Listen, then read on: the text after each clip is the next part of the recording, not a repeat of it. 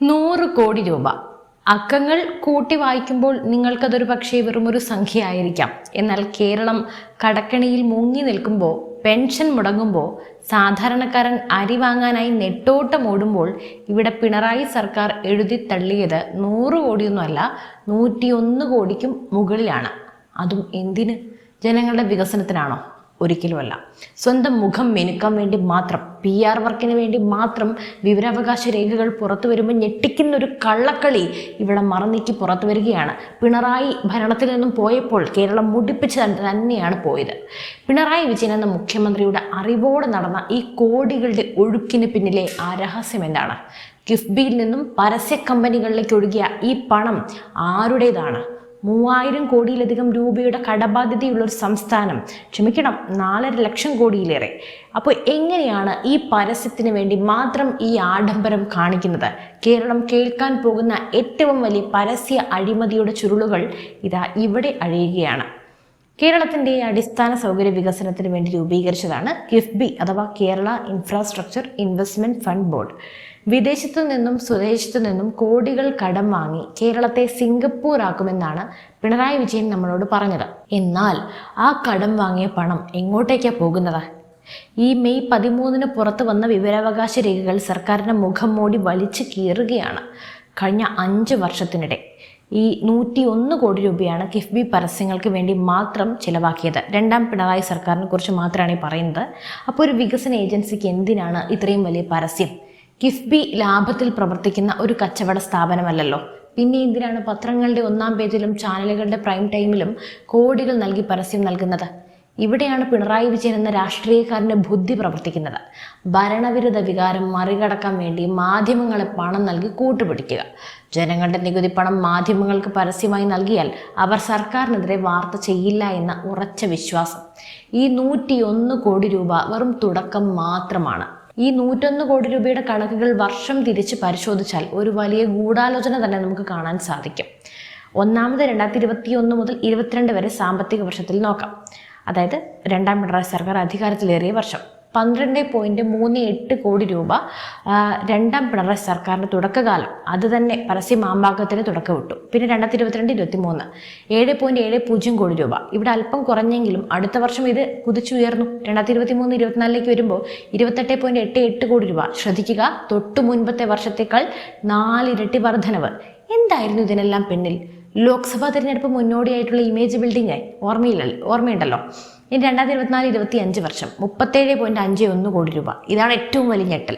ഒരു വശത്ത് സംസ്ഥാനം കടുത്ത സാമ്പത്തിക പ്രതിസന്ധിയിൽ, മറുവശത്ത് പരസ്യത്തിന് വേണ്ടി മാത്രം 37 കോടി രൂപ. പിന്നെ 2025-26 ഡിസംബർ വരെയുള്ള സമയത്ത് വെറും 9 മാസം കൊണ്ട് 14.53 കോടി രൂപ. ഈ കണക്കുകളൊക്കെ നോക്കൂ. 2021 നിന്ന് 24 എത്തുമ്പോൾ പരസ്യ ചെലവ് 300% വർദ്ധിച്ചത്. കേരളത്തിന്റെ വരുമാനം ഇതുപോലെ വർദ്ധിച്ചോ? ഇല്ല. കേരളത്തിന്റെ ഉൽപാദന മേഖല വളർന്നോ? ഒരിക്കലുമില്ല. വളർന്നത് പിണറായി വിജയൻ എന്ന വ്യക്തിയുടെ കട്ടൗട്ടുകളുടെ വലിപ്പം മാത്രമാണ്. ആരാണ് ഈ പരസ്യങ്ങളൊക്കെ നിയന്ത്രിക്കുന്നത്? ഇവിടെയാണ് ലിമാക്സ് അഡ്വർടൈസിംഗ് ഏജൻസി പ്രൈവറ്റ് ലിമിറ്റഡ് എന്ന പേര് കടന്നു വരുന്നത്. വിവരാവകാശ രേഖകൾ പ്രകാരം 2024-25 വർഷത്തിൽ മാത്രം ഈ ഒറ്റ ഏജൻസിക്ക് നൽകിയത് 5.81 കോടി രൂപയാണ്. അതിനു മുമ്പത്തെ വർഷം 5.38 കോടി. ആരാണ് ഈ ലിമാക്സ്? സർക്കാരിൻ്റെ പ്രിയപ്പെട്ട ഏജൻസിയായി ഇവർ മാറിയത് എങ്ങനെയാണ്? ഇതൊരു യാതൊരു ടെൻഡർ നടപടികളും പാലിക്കാതെയാണോ ഇത്രയും വലിയ തുകകളൊക്കെ കൈമാറുന്നത്? ഇതുകൂടാതെ പാർട്ടി പത്രമായ ദേശാഭിമാനിക്ക് ഡിസംബർ മാസം വരെ നൽകിയത് 48 ലക്ഷം രൂപ. സഭാ TVക്ക് നൽകിയ ലക്ഷങ്ങൾ വേറെ. നമ്മുടെ നാട്ടിലെ പ്രമുഖ പത്രങ്ങളായ മാതൃഭൂമിക്ക് 1.84 കോടിയും മനോരമയ്ക്ക് 38 ലക്ഷവും നൽകി. ഇതൊക്കെ എന്തിനു വേണ്ടിയാണ്? കിഫ്ബിയുടെ പ്രൊജക്ടുകൾ ജനങ്ങൾ അറിയാൻ വേണ്ടിയാണോ? അല്ല. സർക്കാരിനെതിരെ വരുന്ന വാർത്തകളുടെ മുന ഓടിക്കാൻ വേണ്ടിയാണ്. പണം നൽകി മാധ്യമങ്ങളെ വിലക്കെടുത്തുകൊണ്ട്. അല്ലാതെ ഈ പത്രമൊക്കെ ഇന്നത്തെ കാലത്ത് എങ്ങനെയാണ് ഇത്രയ്ക്ക് ലാഭം കൊണ്ട് പ്രവർത്തിക്കുന്നത്? ഇത്തരത്തിലുള്ള സർക്കാരും പാർട്ടിക്കാരും കൊടുക്കുമല്ലോ ഫണ്ട്. എന്തായാലും ജനങ്ങളുടെ കണ്ണിൽ പൊടിയിടുന്ന ഈ തന്ത്രം പിണറായി വിജയൻ വളരെ സമർത്ഥമായി നടപ്പിലാക്കി. 2024 കേരളം കണ്ട ഏറ്റവും വലിയ ദൂർത്തായിരുന്നു കേരളീയം. ജനങ്ങൾ പട്ടിണി കിടക്കുമ്പോഴാണ് കോടികൾ ഒഴുക്കി ഈ മാമാങ്കം നടത്തിയത്. ഇതിൻ്റെ പണം എവിടെ നിന്ന് വന്നു എന്ന് ചോദിച്ചാൽ സ്പോൺസർഷിപ്പ് എന്നായിരുന്നു മറുപടി. എന്നാൽ ഓഡിറ്റ് വകുപ്പിൻ്റെ അന്വേഷണത്തിൽ ഈ സ്പോൺസർഷിപ്പ് കണക്കുകളിൽ വലിയ പൊരുത്തക്കേടുകളാണ് കണ്ടെത്തിയത്. അയ്യപ്പ മഹാസംഗമത്തിൽ തന്നെ നമ്മൾ ഈ ഓഡിറ്റ് റിപ്പോർട്ടുകളുടെ പിഴവൊക്കെ ഇഷ്ടംപോലെ കണ്ടല്ലോ അല്ലേ. കിഫ്ബിയുടെ പണം കേരളീയത്തിൻ്റെ PR വർക്കിനായി ഉപയോഗിച്ചു എന്ന വലിയ ചോദ്യം ഇവിടെ ഉയരുന്നു.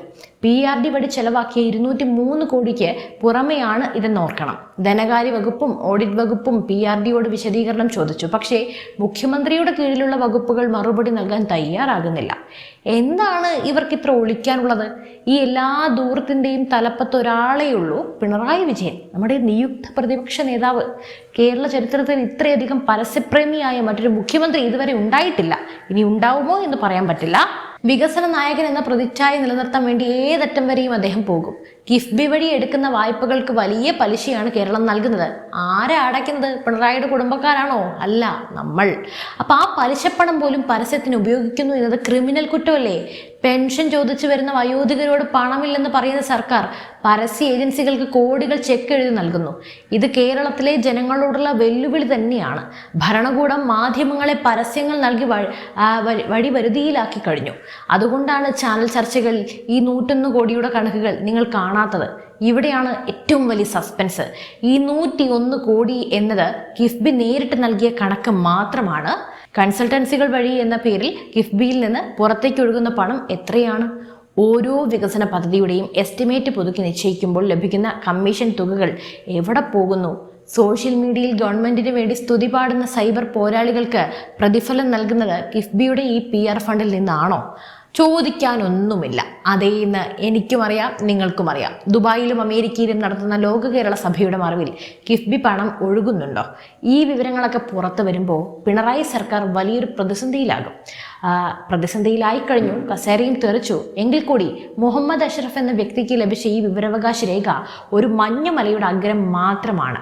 നമ്മൾ ആലോചിക്കേണ്ടത് ഒറ്റ കാര്യമുള്ളൂ.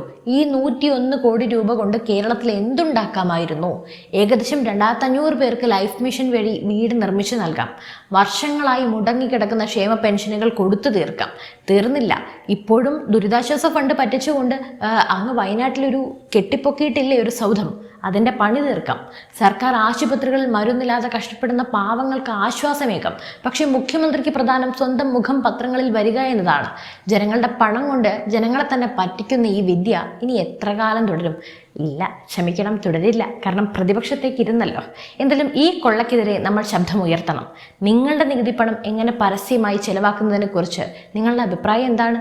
ഇത് വികസനമാണോ അതോ വെറും PR വർക്കോ? താഴെ കമൻറ്റ് ചെയ്യുക. പിന്നെ നമുക്ക് ആകെയുള്ള വരുമാന സ്രോതസ്സുകളെ കുറിച്ച് വല്ല അറിവുമുണ്ടോ എന്നുകൂടി പറയണേ. അപ്പോൾ ഈ വീഡിയോ മാക്സിമം ഷെയർ ചെയ്യുക. കാരണം ഈ കണക്കുകൾ മാധ്യമങ്ങൾ ഒരിക്കലും നമ്മളോട് പറയില്ല. കാരണം അവരെയൊക്കെ എന്നോ വിലക്കെടുത്തു. കേരളത്തിൻ്റെ യഥാർത്ഥ അവസ്ഥ എല്ലാവരും അറിയട്ടെ. ഇതുപോലെയുള്ള കൂടുതൽ അന്വേഷണാത്മക വിവരങ്ങൾക്കായി നമ്മുടെ ചാനൽ ഇപ്പോൾ തന്നെ സബ്സ്ക്രൈബ് ചെയ്യൂ. മറ്റൊരു വിഷയമായി വീണ്ടും എത്തും വരെ നന്ദി.